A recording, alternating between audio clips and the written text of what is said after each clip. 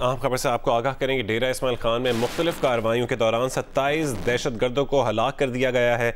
ISPR का कहना है कि मुख्तलिफ कार्रवाइयों में डेरा इस्माइल खान में 27 दहशत गर्दों को हलाक किया है। ताज़ा खबर से आपको अपडेट कर रहे हैं कि डेरा इस्माइल खान में मुख्तलिफ कार्रवाइयों के दौरान 27 दहशत गर्द हलाक हो गए हैं। ISPR ने इस बात की तस्दीक की है। उनके मुताबिक डेरा इस्माइल खान में मुख्तलिफ कार्रवाइयों के दौरान 27 दहशत गर्दों को हलाक किया जा चुका है।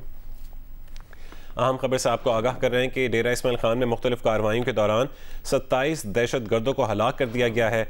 ISPR का ये कहना है कि डेरा इस्माइल खान में कार्रवाई की गई है और 27 दहशत गर्दों को मुख्तलिफ कार्रवाइयों के दौरान हलाक किया गया है। और ये इंटेलिजेंस बेस्ड कार्रवाई थी जिस दरअंदाज़ा में की गई है। ISPR के मुताबिक इंटेलिजेंस बेस्ड कार्रवाई दरअंदाज़ा में की गई है। डेरा इस्माइल खान में मुख्तलिफ कार्रवाइयों के दौरान 27 दहशत गर्दों को हलाक कर दिया गया है। अहम खबर से आपको आगाह कर रहे हैं कि डेरा इस्माइल खान में मुख्तलिफ कार्रवाइयों के दौरान 27 दहशत गर्दों को हलाक कर दिया गया। ISPR के मुताबिक इंटेलिजेंस बेस्ड कार्रवाई दरअंदाज़ा में की गई है।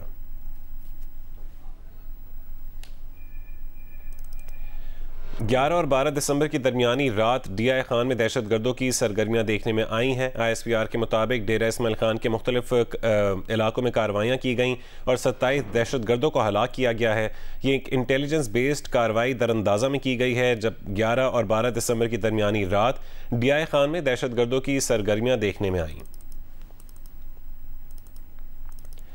अहम खबर से आपको आगाह करें कि डेरा इस्माइल खान में मुख्तलिफ कार्रवाइयों के दौरान 27 दहशत गर्दों को हलाक कर दिया गया है। ISPR के मुताबिक इंटेलिजेंस बेस्ड कार्रवाई दरअंदाज़ा में की गई है। 11 और 12 दिसंबर की दरमियानी रात DI खान में दहशत गर्दों की सरगर्मियाँ देखने में आई हैं। ये खबर आप तक पहुँचा रहे हैं। ISPR के मुताबिक डेरा इस्माइल खान में मुख्तलिफ कार्रवाइयों के दौरान 27 दहशत गर्दों को हलाक कर दिया गया है। इंटेलिजेंस बेस्ड कार्रवाई दरअंदाज़ा में की गई है और 11 और 12 दिसंबर की दरमियानी रात DI खान में दहशत गर्दों की सरगर्मियाँ देखने में आई हैं। 11 और 12 दिसंबर की दरमियानी रात DI खान में दहशत गर्दों ने की सरगर्मियाँ देखने में आईं और दरअंदाज़ा के इलाके में इंटेलिजेंस बेस्ड ऑपरेशन किया गया। आपको अहम खबर से आगाह कर रहे हैं कि दरअंदाज़ा के इलाके में ऑपरेशन के दौरान दहशत गर्दों के ठिकाने को तबाह कर दिया गया है। दराजिंदा में ऑपरेशन में 17 दहशत गर्द हलाक किए गए हैं। डेरा इस्माइल खान में मुख्तलिफ कार्रवाइयों के दौरान 27 दहशत गर्दों को हलाक कर दिया गया है। ISPR के मुताबिक इंटेलिजेंस बेस्ड कार्रवाई दराजिंदा में की गई है और दराजिंदा में ऑपरेशन में 17 दहशत गर्द हलाक किए गए हैं। ISPR का कहना है कि दराजिंदा के इलाके में ऑपरेशन के दौरान दहशत गर्दों के ठिकाने तबाह कर दिए गए हैं। दराजिंदा के इलाके में इंटेलिजेंस बेस्ड ऑपरेशन किया गया है। 11 और 12 दिसंबर की दरमियानी रात DI खान में दहशत गर्दों की सरगर्मियाँ देखने में आई थीं और 11 और 12 दिसंबर की दरमियानी रात ही DI खान में दहशत गर्दों की सरगर्मियाँ देखने में आईं और मुख्तलिफ कार्रवाइयाँ की गईं जिसमें 27 दहशत गर्दों को हलाक कर दिया गया है। दराजिंदा के इलाके में ऑपरेशन के दौरान दहशत गर्दों के ठिकानों को भी तबाह किया गया है और 17 दहशत गर्द हलाक किए गए हैं। ISPR के मुताबिक 11 और 12 दिसंबर की दरमियानी रात DI खान में दहशत गर्दों की सरगर्मियाँ देखने में आईं और ये एक इंटेलिजेंस बेस्ड ऑपरेशन था। दराजिंदा के इलाके में ऑपरेशन के दौरान दहशत गर्दों के ठिकानों को भी तबाह किया गया और ऑपरेशन में 17 दहशत गर्द हलाक किए गए हैं।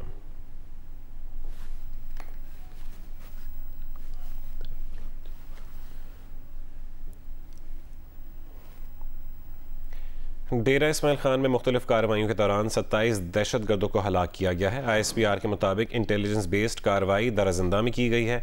11 और 12 दिसंबर की दरमियानी रात DI खान में दहशत गर्दों की सरगर्मियाँ देखने में आई थीं। दराजिंदा के इलाके में इंटेलिजेंस बेस्ड ऑपरेशन किया गया। ISPR के मुताबिक दराजिंदा के इलाके में ऑपरेशन के दौरान दहशत गर्दों के ठिकानों को भी तबाह किया गया जबकि दराजिंदा में ऑपरेशन में 17 दहशत गर्द हलाक हो गए। दराजिंदा में ऑपरेशन में 17 दहशतगर्द हलाक कर दिए गए हैं और दराजिंदा के इलाके में इंटेलिजेंस बेस्ड ऑपरेशन किया गया था। कोलाची में खुफिया इत्तलात पर ऑपरेशन में दहशत गर्दों के ठिकानों को तलाश किया गया। ISPR का कहना है कि कोलाची में ऑपरेशन के दौरान 4 दहशत गर्दों को जहन्नुम वासिल कर दिया है। शदीद फायरिंग के तबादले के बाद 2 बहादुर जवान शहीद हो गए। ISPR के मुताबिक कोलाची में खुफिया इत्तलात ऑपरेशन में दहशत गर्दों के ठिकानों को तलाश किया गया। कोलाची में ऑपरेशन के दौरान 4 दहशत गर्दों को जहन्नुम वासिल कर दिया गया। ISPR का कहना है कि शदीद फायरिंग के तबादले के बाद 2 बहादुर जवान शहीद हो गए। अहम खबर से आपको आगाह करें कि डेरा इस्माइल खान में मुख्तलिफ कार्रवाइयों के दौरान 27 दहशतगर्द हलाक किए गए हैं। इंटेलिजेंस बेस्ड कार्रवाई दराजिंदा में की गई है। 11 और 12 दिसंबर की दरमियानी रात डीआई खान में दहशतगर्दों की सरगर्मियाँ देखने में आईं। दराजिंदा के इलाके में इंटेलिजेंस बेस्ड ऑपरेशन किया गया और दराजिंदा के इलाके में ऑपरेशन के दौरान दहशतगर्दों के ठिकानों को तबाह कर दिया गया। ISPR का कहना है कि दराजिंदा में ऑपरेशन में 17 दहशतगर्द हलाक किए गए हैं। इसके अलावा कुलाची में खुफिया इत्तलात पर ऑपरेशन में दहशतगर्दों के ठिकानों को तलाश किया गया। ISPR के मुताबिक कुलाची में ऑपरेशन के दौरान 4 दहशतगर्दों को जहन्नुम वासिल किया। शदीद फायरिंग के तबादले के बाद 2 बहादुर जवान शहीद हो गए। अहम खबर से आपको आगाह करें कि कुलाची में खुफिया इत्तलात पर ऑपरेशन में दहशतगर्दों के ठिकानों को तलाश किया। ISPR के मुताबिक कुलाची में ऑपरेशन के दौरान 4 दहशतगर्दों को जहन्नुम वासिल कर दिया गया। ISPR का यह भी कहना है कि शदीद फायरिंग के तबादले के बाद 2 बहादुर जवान शहीद हो गए। डेरा इस्माइल खान में मुख्तलिफ कार्रवाइयों के दौरान 27 दहशतगर्द मारे गए हैं। ISPR के मुताबिक इंटेलिजेंस बेस्ड कार्रवाई दराजिंदा में की गई है और 11 और 12 दिसंबर की दरमियानी रात डीआई खान में दहशतगर्दों की सरगर्मियाँ देखने में आई थीं। दराजिंदा के इलाके में इंटेलिजेंस बेस्ड ऑपरेशन किया गया और मुख्तलिफ ठिकानों को तबाह कर दिया गया जो कि दहशतगर्दों के ठिकाने थे। दराजिंदा में ऑपरेशन में 17 दहशतगर्द हलाक किए हैं। ISPR का ये भी बताना है कि कुलाची में खुफिया इत्तलात पर ऑपरेशन में दहशतगर्दों के ठिकानों को तलाश किया और कुलाची में ऑपरेशन के दौरान 4 दहशतगर्दों को जहन्नुम वासिल कर दिया। शदीद फायरिंग के तबादले में 2 बहादुर जवान भी शहीद हो गए।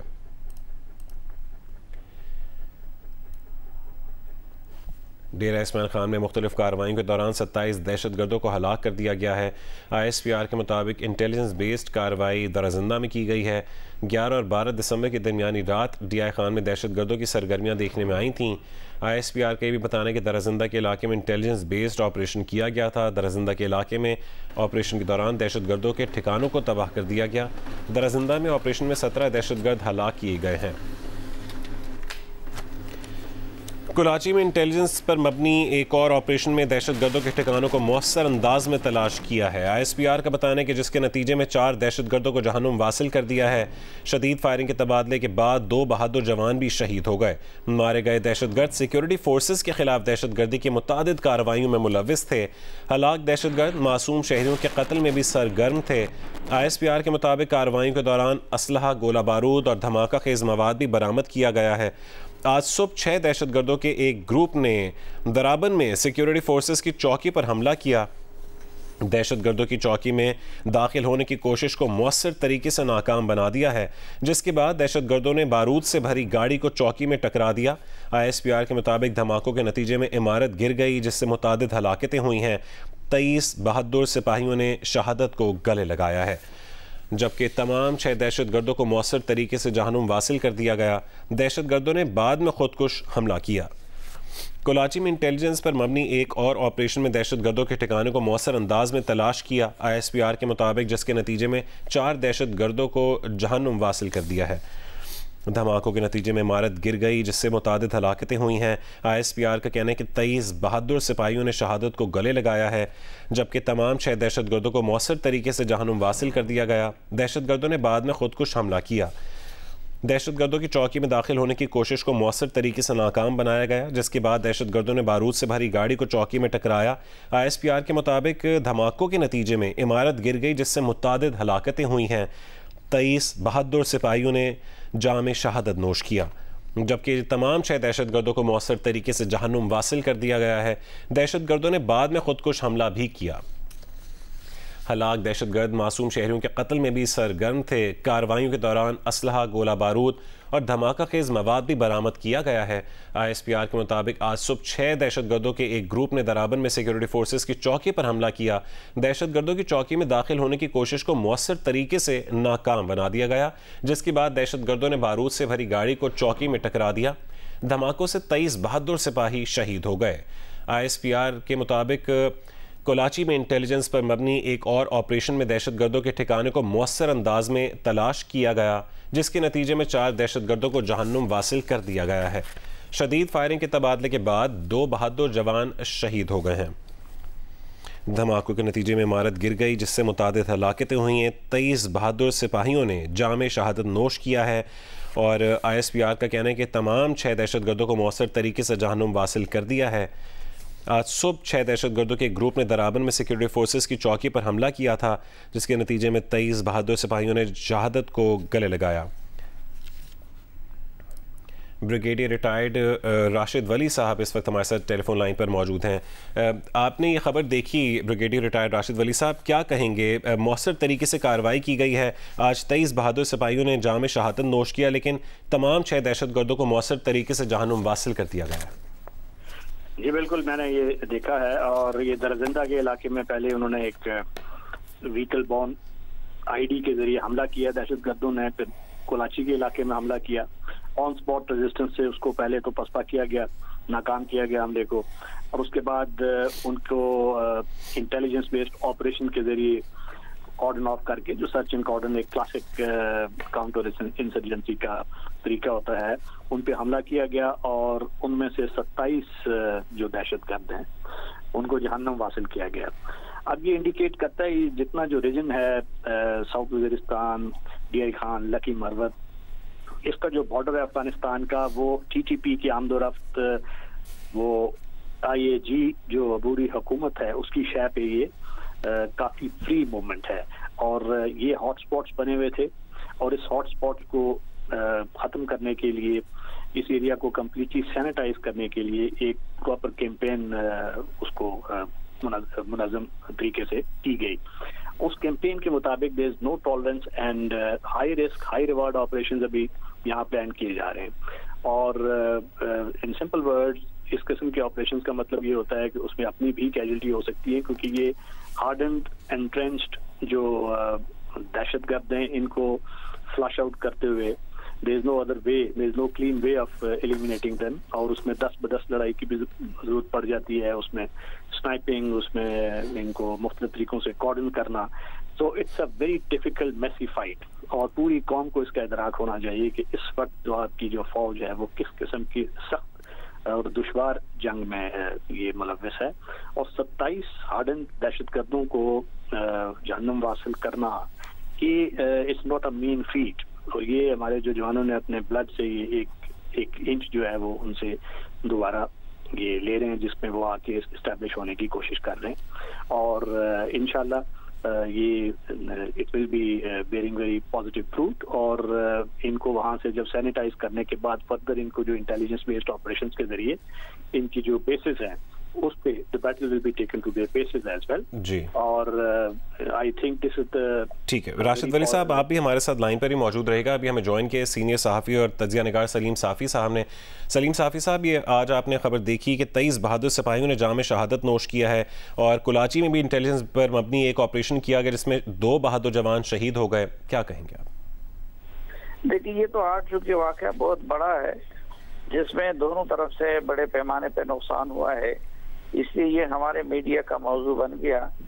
अदरवाइज खैबर पख्तूनख्वा में कोई दिन ऐसा नहीं गुजरता कि जब कहीं ना कहीं सिक्योरिटी फोर्सेस को निशाना ना बनाया जाता हो, या कहीं ना कहीं पे सिक्योरिटी फोर्सेस की तरफ से उनके खिलाफ ऑपरेशन ना किया जाता हो। और अमलन ये है कि इस वक्त जो अफगान बॉर्डर से एडजेसेंट जितने भी अजला है उनमें TTP न सिर्फ ये कि दोबारा बहाल हो गई है, बल्कि उन्होंने अपनी खौफ को भी बड़ी हद तक लोगों के जहनों पे बिठा दिया है। और DI खान और यहाँ तक ये सिलसिला जारी है, बल्कि पेशावर में भी बाज़ औक़ात ऐसा लगता है कि जैसे माजी की सूरत हाल वापस लौट आई है। लेकिन इस वक्त चूंकि मीडिया का और अहले सियासत का इस तरफ कोई तवज्जो नहीं है, ना मियां नवाज शरीफ इसको अपना मसला समझते हैं, ना बिलावल इसको अपना मसला समझते हैं, और ना PTI इसको अपना मसला नंबर 1 समझती है। लेकिन हकीकत ये है कि खैबर पख्तूनख्वा के हालात जितने इस वक्त खराब है शायद पहले कभी नहीं थे, क्योंकि माजी में फिर भी हुकूमतों का एक विल भी होता था और वसाइल भी होते थे। इस वक्त खैबर पख्तूनख्वा की जो हुकूमत है वो बदतरीन माशी बहरान से शिकार है, और हमने खुद भी तालिबान के दोबारा जन्म का रास्ता कई हवालों से हमवार किया है। एक तो आप देखें कि फाटा मर्जर के बाद खैबर पख्तूनख्वा के हिस्से में जो डिविजिबल पूल है उसमें ऑटोमेटिकली 4% इजाफा होना चाहिए था, जो सालाना कोई 262 अरब रुपए बनते हैं।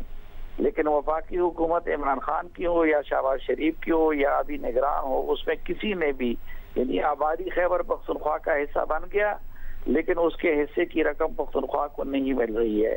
और दूसरी तरफ जो वादा किया गया था कि 3% ऑफ द डिविजिबल पूल उनको दिए जाएंगे, इस वक्त कबायली अजला में जो पुलिस है, पुलिस के ऑफिस तक नहीं है, पुलिस के पास हथियार तक नहीं है। कई अजला ऐसे हैं कि वहाँ पर पुलिस के पास हथियार भी नहीं है। तो अफगान तालिबान की फतह के बाद एक तो TTP का मोराल बहुत बूस्ट हो गया है, दूसरा उनको अफगानिस्तान की सूरत में पूरा एक मुल्क पनाहगाह की शक्ल में मिल गया है, और तीसरा उन्होंने पाकिस्तान में भी दोबारा अपनी कार्रवाइयों का आगाज कर दिया है और पूरे इलाकों में अपनी तंजीमें भी उन्होंने कायम कर दी है। लेकिन रियासत के पास कोई कंप्रहेंसिव स्ट्रेटजी भी नहीं है और सियासी क़यादत की ये प्रायोरिटी भी नहीं है। अच्छा साफ़ी साहब, इस इलाके का महल वक़ूअ के हवाले से अगर आप थोड़ा सा हमें गाइड कर सकें कि किस तरह का है, क्या सिग्निफिकेंस है सिक्योरिटी के हवाले से दराजिंदा का जो महल वक़ूअ, यही तो हैरानगी होती है ना कि ये कोई ऐसा नहीं है कि कोई अफगान बॉर्डर पे बिल्कुल मुत्तसिल कोई इलाका है। DI खान जाहिर बात है कि सेटल एरिया का हिस्सा है और ये DI खान का हिस्सा। इससे पहले भी मैंने आपको बता दिया कि आए रोज कोई दिन ऐसा नहीं गुजरता कि इंडिविजुअल सतह पे वो कहीं पुलिस वाले को, कहीं फौजी को वो निशाना बनाते हैं, लेकिन हम मीडिया वाले तब उसको तवज्जो दे लेते हैं कि जब बड़े पैमाने पर कोई कार्रवाई हो जाती है। और ये जो कि बहुत बड़े पैमाने पर कार्रवाई हुई है, सेटल एरिया में हुई है और DI खान में हुई है, तो इसलिए इसको कुछ ना कुछ तवज्जो मिल गई।